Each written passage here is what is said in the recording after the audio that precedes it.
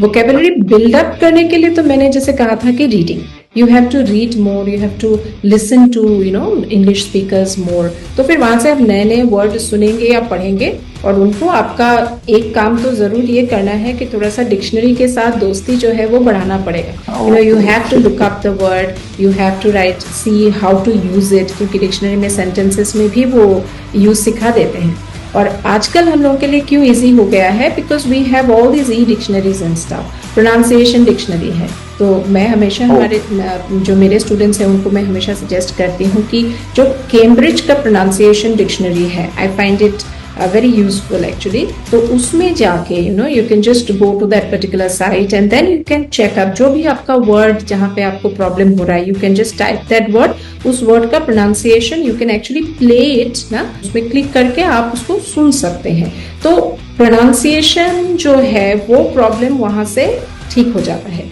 अभी vocabulary का क्या है, जैसे कि मैंने कहा आपको उसको पढ़ना है, याद रखना is another thing, राइट। उसको याद कैसे रहे, क्योंकि वो बिल्कुल नया वर्ड है हमारे लिए। से for instance if I use a word like gregarious, है ना, ग्रेगेरियस एक वर्ड यूज किया, या सपोज एक्सटैटिक, एक्सटैटिक नया वर्ड है, अभी फटाक से मैंने डिक्शनरी में देख लिया, प्रोनाउंसिएशन भी सुन लिया, याद है, बट चांसेस आर कि कल तक मैं वो भूल जाऊंगी क्योंकि नया वर्ड है मेरे लिए।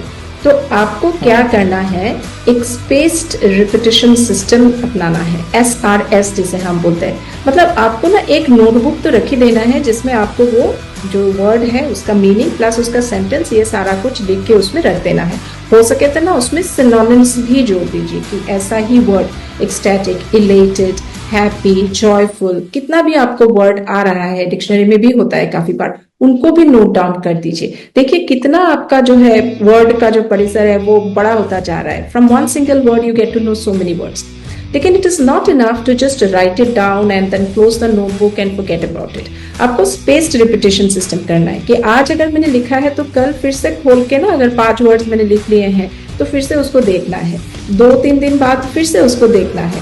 यू हैव टू डिसाइड कि कितने स्पेस में मैं उसको रिपीट करूँ, as in 1 day, then on the 3rd day, then on the 7th day, then on the 14th day.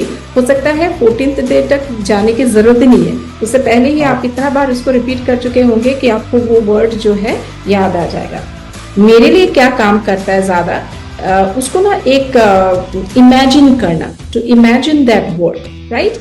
Gregarious अगर मैं बोलती हूँ तो ग्रेगेरियस में इमेजिन करती हूँ एक जो मेरे एक फ्रेंड है वो बहुत आउटगोइंग पर्सनालिटी है, तो बहुत जोर जोर से हंस रहे हैं, आउटगोइंग एक्सट्रोवर्ट्स जो है दे आर ग्रेगेरियस पर्सनालिटीज। तो वैसे इमेजिन करके I will always be able to remember that word. Another technique is keep using it throughout the day।